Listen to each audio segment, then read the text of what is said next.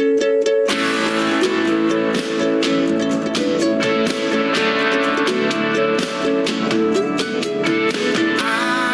sahabat semua, sing-singkan lengan baju kita, kobarkan semangat di dada. Bersatu berjuang bersama, tunaikan kewajiban kita, membangun bangsa dan negara.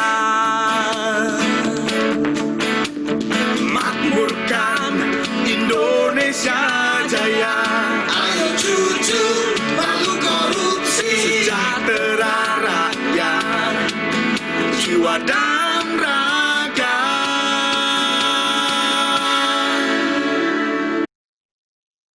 Baik, para hadirin sekalian. Assalamualaikum warahmatullahi wabarakatuh. Selamat pagi dan salam sejahtera bagi kita semua. Pada pagi hari ini, saya akan membawakan sosialisasi anti korupsi dengan tema menumbuhkan semangat anti korupsi. Seperti kita ketahui, baik di media sosial maupun di surat kabar, masih ada saja pejabat daerah maupun pejabat negara kita yang melakukan tindak pidana korupsi. Walaupun peraturan perundang-undangan telah banyak diterbitkan oleh DPR bersama eksekutif pemerintah, itu tidak menjadi halangan bagi koruptor untuk melakukan korupsi. Untuk itu, saya akan mensosialisasikan anti korupsi, cara menumbuhkan semangat anti korupsi. Sebelum berlanjut lebih jauh, bagaimana tentang anti korupsi, kita harus mengetahui terlebih dahulu apa itu korupsi. Korupsi adalah suatu penyelewengan atau penyalahgunaan uang negara oleh ASN, aparatur sipil negara, perusahaan, dan lain sebagainya yang dilakukan oleh pemerintah pusat, daerah, maupun desa untuk kepentingan pribadi, orang lain, maupun kelompok. Ada terdapat bahasa dalam korupsi yaitu korup. Korup itu berarti busuk, rusak. Busuk berarti bau. Yang mana korup itu ada istilah lain, suka memakai barang atau uang yang telah dipercayakan kepadanya melalui jabatannya ataupun kekuasaannya untuk kepentingan pribadi atau kelompok. Selanjutnya, dasar hukum pemberantasan korupsi di Indonesia terdapat pada Undang-Undang Nomor 20 Tahun 1999 tentang penyelenggaraan negara yang bebas dari korupsi dan nepotisme. Dan ada Undang-Undang Nomor 20 Tahun 2001 pengganti Undang-Undang Nomor 31 Tahun 1999 tentang pemberantasan tindak pidana korupsi. Biaya korupsi yang diakibatkan oleh koruptor itu terdapat 3 hal, yaitu di mana ada biaya antisipasi nanti untuk kejahatan para koruptor, biaya akibat kejahatan, dan biaya reaksi terhadap kejahatan.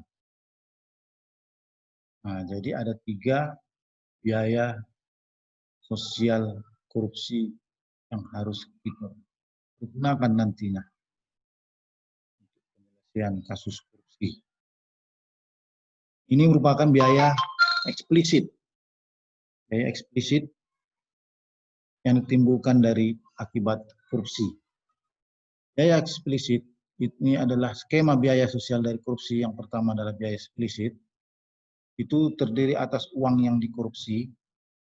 Itu merupakan biaya untuk penegakan hukum, biaya penahanan, dan biaya penjaranya. Jadi untuk bagi koruptor yang mengkorupsi, itu kita mengeluarkan biaya negara, penegakan hukum, penahanan, dan penjaranya. Yang kedua, biaya antisipasi terhadap korupsi, seperti biaya sosialisasi. Nah, seperti saya sekarang ini, mensosialisasi anti korupsi. Apabila dibayar negara, maka sudah menjadi biaya sosial dalam sosialisasi anti korupsi. Dan reformasi birokrasi untuk menurunkan motivasi korupsi. Yang ketiga, biaya reaksi terhadap korupsi. Itu terdapat biaya peradilan. Ada di situ honor jaksa, hakim, dan lain-lain. Ada di situ biaya penyidikan yang dilakukan oleh KPK misalnya, PPATK, untuk menelisik kembali rekening-rekening para koruptor, aliran masuk dan keluar, adalah tugas PPATK. Biaya kebijakan, ada operasional dari KPK dalam menjalankan tugasnya, maupun PPATK, dan APH yang lainnya, seperti polisi atau kejaksaan. Dan ada biaya proses perampasan aset, baik di dalam maupun di luar negeri. Itu harus dikembalikan ke negara kita.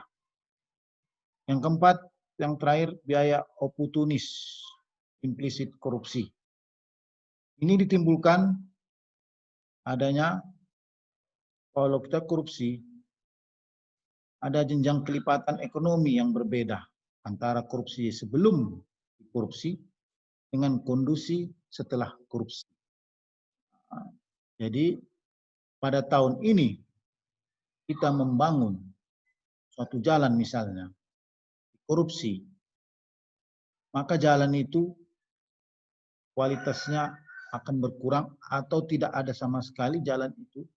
Untuk membangun ke depannya, kita ada menambah nilai uang itu dengan nilai uang yang sebelum korupsi pada tahun-tahun sebelumnya. Selanjutnya, kita ada membuat di sini perbandingan antara kerugian keuangan negara dengan hukuman finansial koruptor. Kerugian keuangan negara itu adalah harus dikembalikan ke kas negara.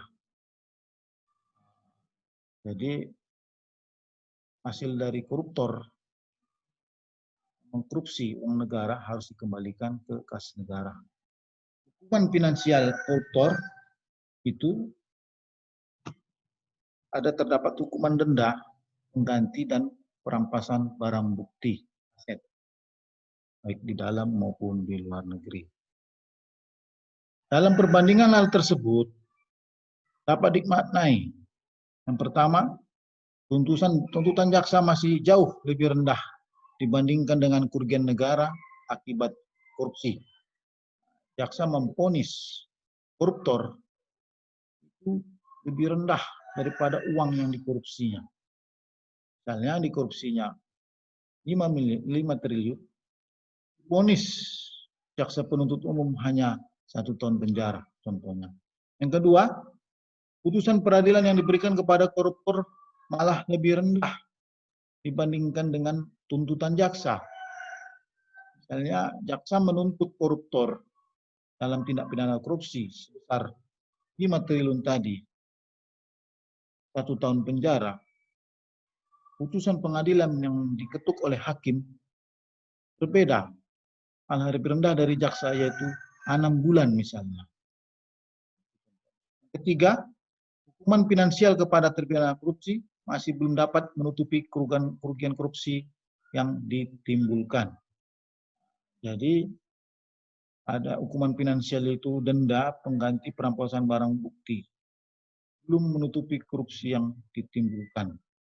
Karena mungkin saja yang dia korupsi uangnya sudah habis atau tinggal sedikit lagi. Nah, jadi walaupun perampasan aset tetap masih kurang yang dikorupsikan. Nah, itulah makna-makna yang kita dapat ambil dari perbandingan kerugian negara dengan hukuman finansial koruptor. Dampak korupsi dalam berbagai bidang atau sektor itu ada dampaknya terhadap ekonomi. Itu dalam ekonomi ini sangat penting sekali, bisa menjadi lesunya pertumbuhan ekonomi dan investasi. Itu pengusaha enggan untuk berinvestasi ke negara kita. Kenapa? Korupsi negara kita tinggi misalnya. Jadi para investor itu enggan untuk berinvestasi ke negara kita. Jadi ekonomi kita jadi menurun, lesu. Terus penurunan produktivitas. Ini berakibat banyaknya industri yang tidak memproduksi suatu barang karena investor tadi kita enggan untuk berinvestasi ke Indonesia. Jadi akibatnya industri memproduksi suatu barang pun berkurang. Jadi kita sering ekspor barang-barang tertentu tersebut. Yang kedua, dampak korupsi yaitu terhadap sosial dan kemiskinan. Nah, ini sangat nampak sekali pada sosial dan kemiskinan, yaitu bisa kita lihat mahalnya jadinya harga akibat dari penurunan produktivitas dari industri tersebut, harga menjadi mahal dan pelayanan publik pun tidak dipercaya lagi,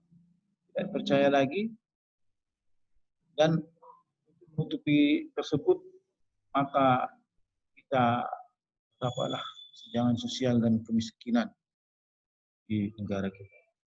Yang ketiga, dampaknya adalah terhadap birokrasi pemerintahan, yaitu contohnya ya, aparat hukum kita, ASN kita bisa menerima suap, gratifikasi maupun pungli.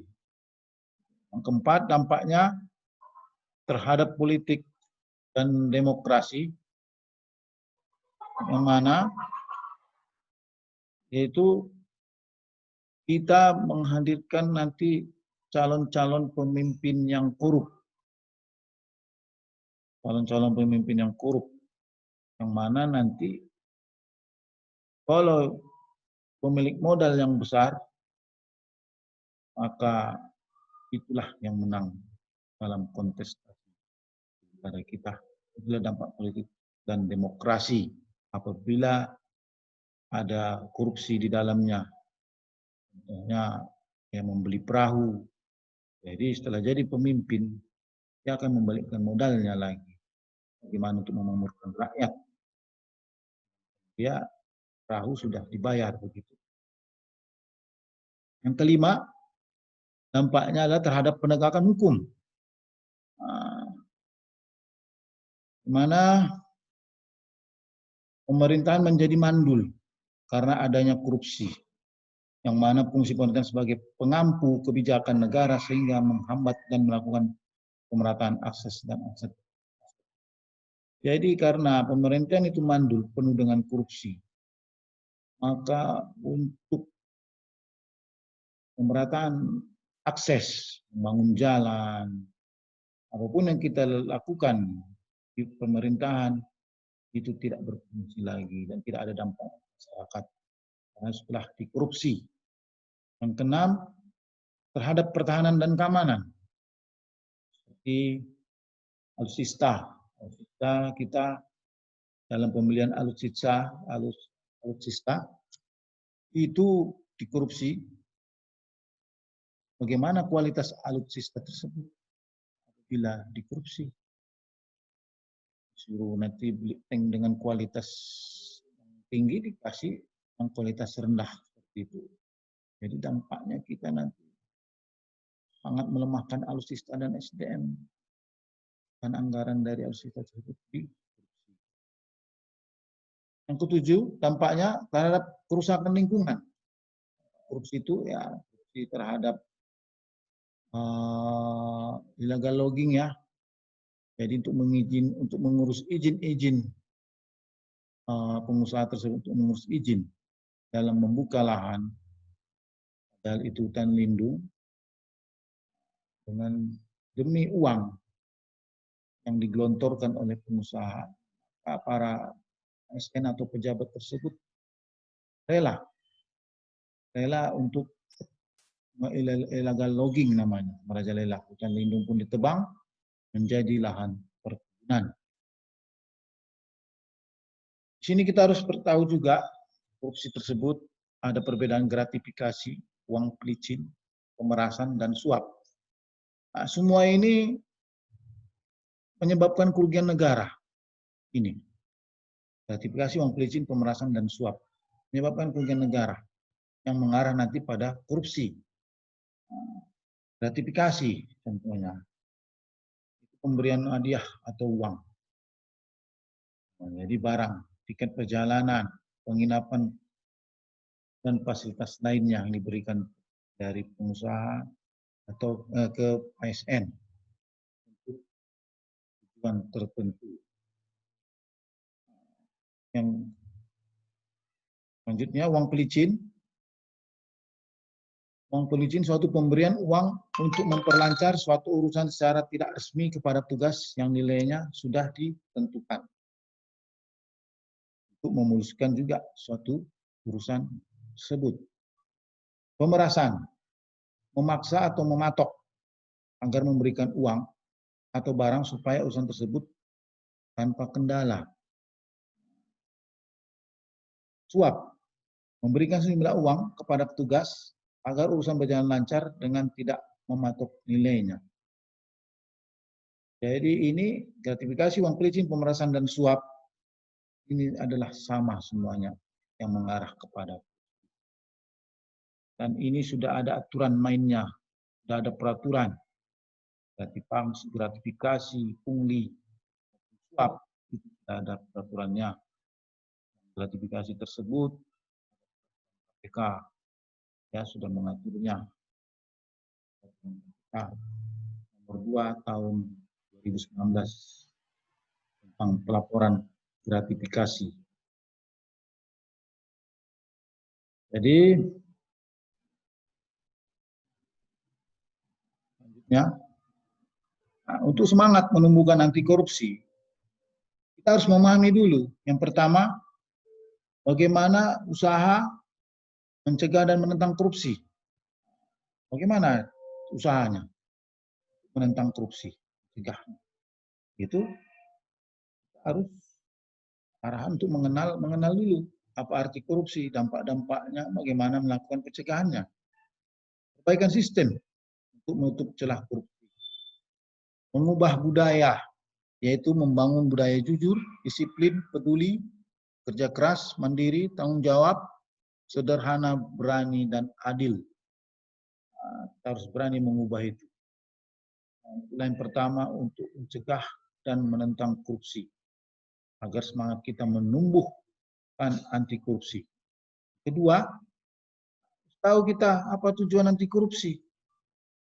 Yaitu pembentukan, pengetahuan, dan pemahaman mengenai bentuk korupsi dan aspek-aspeknya. Kita harus tahu itu. Korupsi, bagaimana cara orang melakukannya, kita harus tahu. Tujuan korupsi. Perubahan persepsi dan sikap terhadap korupsi. Jangan bilang, sedikitnya yang diambil, nggak masalah lah itu. Kita harus rubah persepsi. Tadi ada disebut hidup sederhana, jujur. Selanjutnya pembentukan keterampilan dan kecakapan baru yang ditujukan untuk melawan korupsi. Kita harus ada inovasi melawan korupsi karena para koruptor ini pintar ini melakukan korupsi. Adanya diam, ada yang tenang, korupsi. Jadi kita harus berinovasi lah untuk melawan mereka tidak jadi korupsi. Tiga, kita harus mengetahui indikator keberhasilan pemberantasan korupsi. Jadi ada Stranas PK, indikatornya apa? Di setiap daerah bagaimana indikator keberhasilannya, bagaimana penanganan pendapatannya dan aset telah diatur oleh KPK dalam SPK namanya, Strategi Nasional Pencegahan Korupsi. Yang kita harus tahu terhadap suatu daerah itu bentuk-bentuk yang dijadikan korupsi. Pada pelayanan publik di perizinan harus connect ke PU misalnya satu pintu. Nah, kita harus tahu gimana cara pencegahannya sudah ditetapkan pada SPK. Nah, yang keempat, kita harus juga mengetahui untuk menambah semangat kita dalam melawan anti korupsi. Sekedar referensi, ada 5 negara yang anti korupsi tertinggi di dunia. Yang pertama itulah Denmark, ada Selandia Baru, Finlandia, Swedia, Norwegia. Nah, kita di urutan berapa? Kita di urutan 85 dari 180 negara dengan nilai skor 40. Nah, Denmark yang tertinggi skornya itu 80, 90 sampai 100.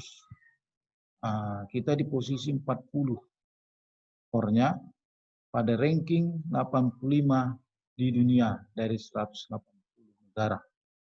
Sumber yang saya dapatkan ini adalah CNN internet ya, Kamis tanggal 23 Januari saya baca beritanya melalui organisasi Transparency Internasional. Yang kelima, contoh mencegah dan menentang korupsi. Bagaimana kita contohnya untuk mencegah dan menentang korupsi? Kita sebagai pejabat negara yang menyampaikan LHKPN, laporan harta kekayaan penyelenggara negara. Kita sampaikan harta kita, semuanya, baik rekening pribadi, istri maupun anak, semuanya kita laporkan ke KPK. Yang kedua, terbentuknya saber pungli di daerah. Nah, kebetulan di daerah saya sudah terbentuk melalui keputusan Pak Bupati telah terbentuk saber pungli. Nah, itu pun sudah ada peraturannya buat oleh negara kita. Dan terbentuknya UPG, Unit Pengendali Gratifikasi Daerah. Nah, dan juga ya kami sudah terbentuknya UPG melalui Perpuknya Pak Bupati dan SK Spektur. Selanjutnya, bagaimana mencegah dan menentang korupsi? Tidak bertemunya rekanan dengan panitia pengadaan karena telah sekarang berbasis online. Tidak seperti dulu, manual. Ada yang namanya lelang umum. Jadi yang tersebut menyampaikan dokumen dan kita panitia dengan pejabat pengadaan pun tatap muka. Nah, itu dihindarkan Bapak Kepala Pemirsa karena itu salah satu menjadi penyebab korupsi tatap muka. Jadi itu ya contoh-contoh mencegah dan menentang korupsi itu tadi ada 6 poin ya, LKHPN itu juga KPK sudah menyampaikan peraturannya. Ada saber pungli juga Presiden juga sudah menetapkan peraturannya yaitu nomor 87 tahun 2016 tentang satuan sapu bersih dan liar. Dan ada peraturan Menteri Menpan RB telah keluar juga yaitu nomor 5 tahun 2016 tentang pemberantasan praktek pungutan liar dalam pelaksanaan tugas dan fungsi instansi pemerintah. Juga selain itu tentang korupsi, kita bagi masyarakat apabila ada korupsi bisa dilaporkan karena sudah terbit Undang-Undang Nomor 14 Tahun 2008 tentang keterbukaan informasi publik. Jadi masyarakat pun bisa melaporkan apabila terjadi korupsi, dan pejabat daerah atau pusat itu setiap penganggaran harus terbuka pada website Pemda, terbitkan itu, baik penganggaran maupun pelaporan keuangannya yang telah diaudit BPK. Nah, selanjutnya untuk menambah semangat anti korupsi, nomor 6, kita harus tahu faktor-faktor penyebab korupsi. Mengapa orang korupsi? Kita harus tahu. Itu biasanya pertama itu adanya keserakahan, tamak untuk memperkaya diri sendiri. Yang kedua ada kesempatan, itu tadi kita mempunyai jabatan dalam suatu organisasi maupun di pemerintahan atau di masyarakat yang ada bentuk anggarannya, kita menjadi pada posisi tertinggi mungkin di situ atau pemegang kekuasaan, itu kesempatan, ada kesempatan. Tidak mungkin orang lain di luar jabatan itu untuk korupsi, kan begitu. Yang ketiga ada faktor kebutuhan, misalnya kebutuhan kita inginnya mobil mewah, misalnya mobil Fortuner, dengan gaji kita cuma 3 juta, kita mempunyai jabatan juga dalam mengelola keuangan, maka dengan ada faktor kebutuhan membeli mobil tersebut, kita korupsi. Karena ada kebutuhan tersebut, maka dalam anti korupsi ini kita harus hidup sederhana, tidak berlebihan, Bapak Ibu. Berapa gaji kita ya segitu pendapatan kita. Kalau ada tambahan penghasilan, tambahan penghasilan kita ambil para pemirsa. Jadi tidak mengikuti kebutuhan. Kalau kita mengikuti kebutuhan kita pasti korupsi. Karena kebutuhan ini tidak ada habis-habisnya. Ingin ini, ingin itu. Melihat tetangga lebih, kita harus mengikutinya. Padahal enggak banyak usahanya seperti itu. Cuman aparatur sipil yang gajinya tidak mencukupi di barang-barang tersebut. Jadi kita harus ada hidup kesederhanaan, jujur. Ada 9 poin tadi yang kita sebutkan di atas. Terus ada strategi dan rencana aksi pemberantasan korupsi. Dalam menumbuhkan semangat anti korupsi, tentunya harus ada strategi dan rencana aksinya. Nah, yaitu ada perbaikan sistem. Yaitu sekarang ada sistem LHKPN ya. Contohnya ya, kita sudah laporkan data kekayaan kita melalui sistem di KPK. Dan gratifikasi juga ada sistemnya lagi. Laporkan. Terus ada lagi sistem yang satu pintu saya bilang tadi. Dalam menyusun izin-izin kita harus ada satu pintu.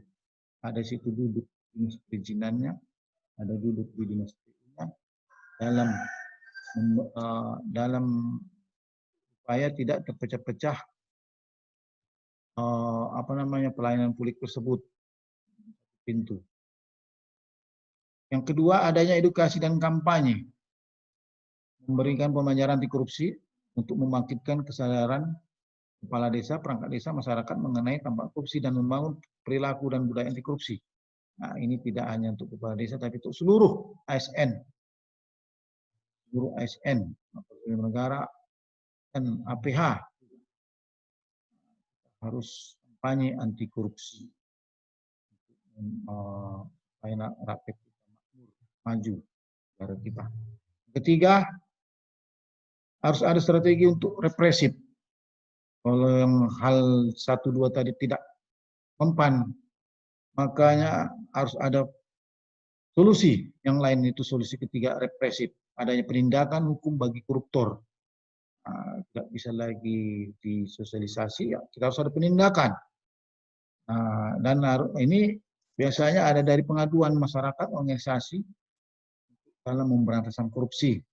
Jadi sudah tidak main lagi Bapak Ibu, siapapun bisa melaporkan korupsi melalui websitenya KPK maupun langsung ke aparat hukum dalam memberantas korupsi. Dan sekarang ada kewenangan dari inspektorat jika memeriksa, menentukan kerugian negara, inspektorat.